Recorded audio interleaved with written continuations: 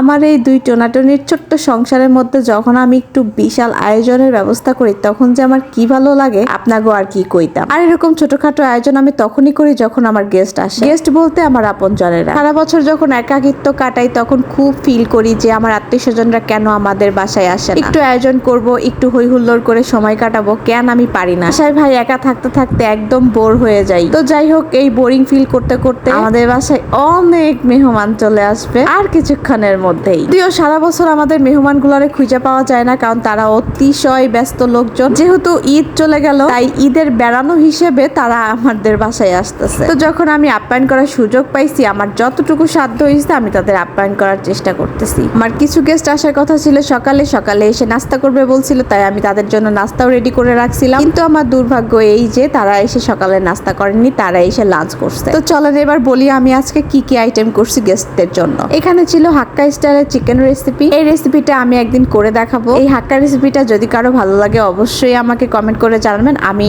এর পুরো রেসিপিটা শেয়ার করব। সকালবেলা আমি কিন্তু সবার জন্য, আমাদের সবার বাসায় যারা যারা ছিলাম তাদের সবার জন্য খিচুড়ি রান্না করছিলাম পোলাওয়ের চাল দিয়ে। সাথে ছিল ডিম ভাজি আর হচ্ছে আলু ভর্তা আর সাথে ঘি। ইনি সাহেব আমার কড়াইয়ে বসে পড়ছে, খাবারের মনে হয় পাত্র খুঁজে পায় না তাই কড়াইয়ে বসে বসে শুরু করে দিচ্ছে। যাই হোক, তারে আমার খাবারের প্লেট আগায় দেওয়ার মতো সময় একদমই ছিল। এত রান্না আমার নিজে একা হাতে করতে হবে, এই জন্য আমার একদমই সময় নাই আশেপাশে তাকানোর মতো। অলরেডি কিন্তু আমার বেগুন ভাজা হয়ে গেছে। এখন আমি আলু একদম কুচি কুচি করে আলু ভাজি করতেছিলাম। যদিও এটা সকালের আইটেম ছিল, বাট যারা সকালে এসে নাস্তা করবে বলছিল তারা নাস্তা না করাতে আমার এটা দুপুরের আইটেম হয়ে গেছে। তারপর আমি এখানে এই যে লাচ্চা সেমাই রান্না করছিলাম। এটা কিন্তু আমাদের পাবনার বিখ্যাত একটা সেমাই। এই সেমাইটার নাম হলো টাক্কু ভাইয়ের লাচ্চা সেমাই। যাই হোক, আমার জামাইয়ের কিন্তু টাক্কু ভাইয়ের লাচ্চা সেমাই না খাইলে নাকি ঈদই জমে না। তারে হাজার রকমের সেমাই না খাওয়াইলেও নাকি তার কোনো স্বাদই পাবে না যদি কিনা টাক্কু ভাইয়ের সেমাইটা সে ঈদে না খায়। তো যাই হোক, বিষয়টা হইলো আমরা যেখানেই থাকি, পাবনায় থাকি আর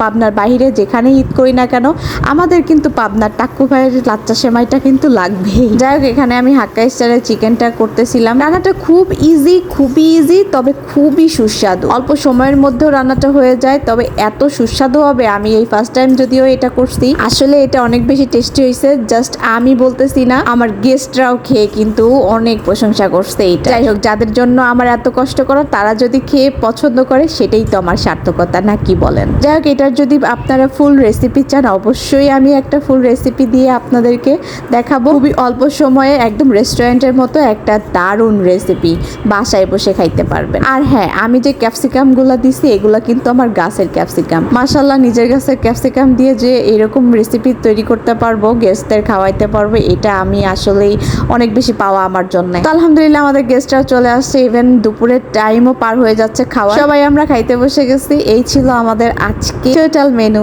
টাটা, বাই বাই।